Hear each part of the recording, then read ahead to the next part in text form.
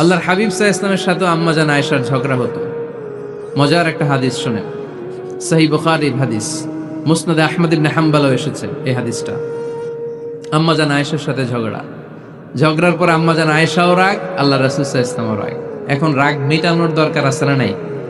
আল্লাহ রাসূল সাল্লাল্লাহু আলাইহি ওয়াসাল্লাম বললেন, আয়েশা চলো মিটমাট করে ফেলি। সুবহানাল্লাহ কইবেন না? চলো মিটমাট করি। তো কারে ডাকবো মিটমাটার জন্য? ওমর রে ডাকি। আম্মাজান আয়েশা বলে, না, ওমর গলিফ, ওমর খুব মেজাজ ওয়ালা, আমার ডর লাগে। তোমার আব্বারে ডাকি। আব্বারে ডাকেন। আব্বারে ডাকেন। খুশি হয়ে গেছেন আম্মাজান আয়েশা রাদিয়াল্লাহু। আবু বকর রাদিয়াল্লাহু চলে আসলেন, দাঁড়ালেন। এবার বিষ্ণু ইসা ইসলাম বললেন, তাচাকাল্লিমিন আও আচাকাল্লাম, কি ঘটছে আমাদের মাঝে, তুমি বলবা না আমি বলবো?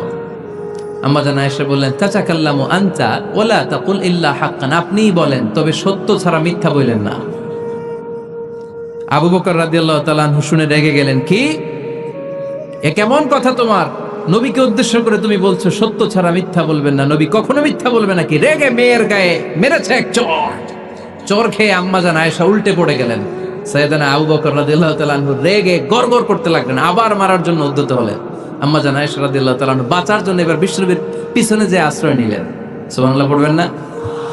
বিশ্বনবী সাইয়েদনা আবু বকরের সামনে দুই হাত মেলে ভেবে দাঁড়িয়ে গেলেন। আল্লাহর হাবিব যখন আম্মাজান আয়েশাকে বাঁচানোর জন্য দুই হাত উঁচু করে দাঁড়িয়ে গেলেন, সাইয়েদনা আবু বকর থেমে গেলেন। সাইয়েদনা আবু বকর এই পরিস্থিতি দেখে ঘর থেকে বের হয়ে ঘরের বাইরে দাঁড়ালেন। এবার আল্লাহর রাসূল সাল্লাল্লাহু আলাইহি ওয়াসাল্লাম আম্মাজান আয়েশাকে তুললেন, বললেন, ইয়া আয়েশা কাইফা রাআইতিনি আনকাসতুকি মিনার রাজুল, দেখলা নাকি কেমন করে আমি তোমার বাবার হাত থেকে তোমারে বাঁচালাম? আজকে আমি যদি সামনে দাঁড়িয়ে না বাঁচাতাম, তোমার বাবা তোমারে একেবারে মেরেই ফেলতো। সুবহানাল্লাহ পড়ে। দেখছো আয়েশা, আমি বাঁচাইলাম তোমারে, আমার সাথে ঝগড়া করো, আমি বাঁচাইলাম।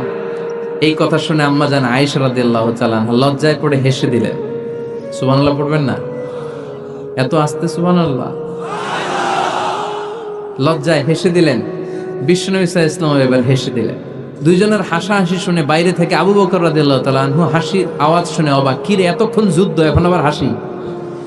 কেন হাসে দেখার জন্য সাইয়েদনা আবু বকর রাদিয়াল্লাহু তাআলা আনহু ঘরের ভেতরে ঢুকলেন। ঢুকে দেখেন আম্মাজান আয়েশাও হাসে, বিশ্বনবীও হাসে, সাইয়েদনা আবু বকরও হেসে দিলেন। আরশের উপর থেকে খুশি হয়ে গেলেন কে? এবার সাইয়েদনা আবু বকর বলেন, ইয়া রাসূলুল্লাহ, ইয়া হাবিবাল্লাহ, আশরিকানি ফি সিলমিকুমা কামা আশরাকতুমানি ফি হারবিকুমা। নবী গো, আপনাদের দুইজনের মধ্যে যুদ্ধ লাগলে যেমনি মিটমাট করার জন্য আপনি আমারে ডাকেন, আপনাদের এই আনন্দ ঘন মুহূর্তগুলোতে শরীক হওয়ার জন্য মাঝে মাঝে আমারে ডাকেন। সুবহানাল্লাহ পড়েন। আপনাদের মধ্যে যুদ্ধ লাগলে সন্ধি করার জন্য যেমনি আমারে ডাকেন, আপনারা যখন আনন্দ ঘন পরিবেশ এরকম খুনসুটি করেন, হাসাহাসিতে মেতে ওঠেন, তখন একটু আমারে রাখেন। সুবহানাল্লাহ পড়বেন না?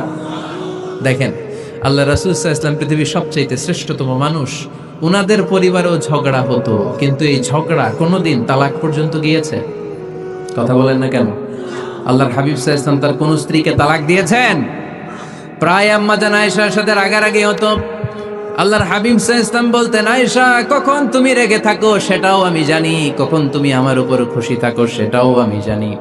ইয়া আয়েশা ইন্নী লা আ'লামু ইযা কুনতি আন্নী রাদিয়া ওয়া ইযা কুনতি আলাইয়া গাদবা। আয়েশা কখন রেগে থাকো তাও বুঝি, কখন খুশি থাকো তাও বুঝি। আম্মাজান আয়েশা বললেন, ইয়া রাসূলুল্লাহ কেমনে বোঝেন? বিশ্বনবী বললেন, তোমার দোয়ার বাক্যগুলো শোনো বুঝি। যখন তুমি আমার উপরে খুশি থাকো তখন দোয়ার সময় তুমি এভাবে বলো, রব্বি মুহাম্মদ, ও মুহাম্মাদের রব, আপনি আমাদের সব গুনাহ মাফ করে দেন। আর যখন তুমি আমার উপর রেগে থাকো তখন তুমি মুনাজাতের সময় বলো, রব্বি ইব্রাহিম, ইব্রাহিমের রব, আপনি আমাদেরকে ক্ষমা করে দেন। তার মানে যখন তুমি রেগে থাকো তখন দোয়ার সময় আমার নামটা মুখে নিতে চাও না। সুবহানাল্লাহ পড়েন। তখন তুমি দোয়ার সময় অন্য নবীর নাম নাও। আম্মাজান আয়েশা বললেন, ইয়া রাসূলুল্লাহ, মা আহাজুরু ইল্লা ইসমাক, আমি তো শুধু নামটাই সরাই, আমার মুখ থেকে কেবল আপনার নামটাই সরায় রাখি, আমার হৃদয় থেকে কখনো আপনারে সরাতে পারি না।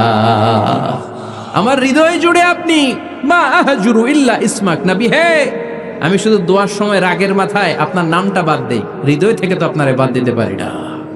সুবহানাল্লাহ পড়বেন না? তার মানে নবীদের ফ্যামিলি তো ঝগড়া এগুলো হতো, কিন্তু এটা তালাক পর্যন্ত গড়াতো না, ঠিক কিনা? সহিহ মুসলিমে এসেছে, ইন্না ইবলিসা ইয়াদাউ আরশাহু আলাল মা। ইবলিস শয়তান তার সিংহাসন গেড়েছে সাগরের উপর। কোথায়? ইবলিসের সিংহাসন কোথায়? সাগরের উপর। সুম্মা ইয়াবআসু সারায়াহু, সে প্রতিদিন সকালবেলা তার সাঙ্গপাঙ্গরে গোটা পৃথিবীতে পাঠায়, যা পৃথিবীতে ফাসাদ সৃষ্টি কর, ফাসাদ সৃষ্টি কর। ইবলিস যখন সাঙ্গপাঙ্গদেরকে গোটা পৃথিবীতে ছড়িয়ে দেয়, সারাদিন ধোকা দেওয়ার পরে, ওয়াসওয়াসা দেওয়ার পরে, রাত্রিবেলা ইবলিসের কাছে ফিরে আসে, এসে বলে, ও ইবলিস, আমি আজকে আল্লাহর বান্দাদেরকে দিয়ে মিথ্যা কথা বলিয়েছি। ইবলিস বলে, এটা তো কোনো ব্যাপারই না, এগুলোই তো তোদের কাজ। আরেক শয়তান বলে, আমি ওজনে কম দিয়েছি একজনের মাধ্যমে বাজারে। ইবলিস বলে, এটাও তেমন বড় কোনো কাজ নয়। আরেকজন বলে, আমি সুদের ডিলিংস করিয়েছি। ইবলিস বলে, এটাও কোনো কাজ নয়। আরেক শয়তান বলে, আমি মদের আড্ডাখানায় নিয়ে মসজিদে যেতে নিয়েছিল, সেখান থেকে সরিয়ে মদের আড্ডাখানায় আল্লাহর বান্দাদেরকে নিয়েছি। ইবলিস বলে, এইটাও তেমন বড় কোনো কাজ নয়।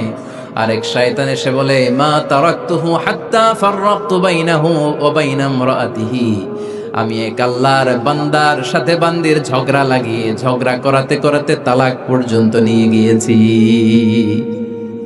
মা তারাকতুহু হাত্তা ফাররাকতু বাইনাহু ওয়া বাইনা ইমরাআতিহি, আমি এক ইমানদার পরিবারকে ধ্বংসের শেষ প্রান্তে নিয়ে গিয়েছি। সামান্য ঝগড়ার পরে আমি ওয়াসওয়াসা দিতে দিতে ঝগড়া বাড়াতে বাড়াতে তালাক পর্যন্ত নিয়েছি। ইবলিস বলে, শাবাশ, তুই তো কাজের মতো কাজ করেছিস, আমার কাছে আয়, আমার কাঁধে ওঠ।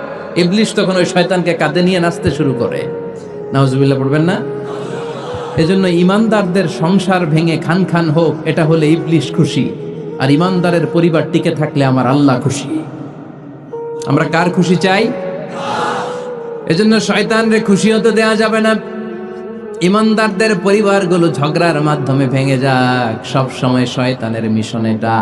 আর ইমানদারদের পরিবারগুলো টিকে থাক, এটা আমার আল্লাহ সব সময় চায়। সুবহানাল্লাহ পড়েন। এজন্য ঝগড়া করবেন না।